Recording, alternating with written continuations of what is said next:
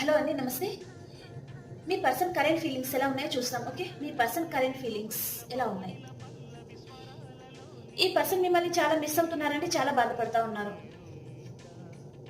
తన లైఫ్లో unwanted things ఏదైనా ఉంటే అవన్నీ కట్ చేసుకోవాలి అని ఆలోచిస్తున్నారు.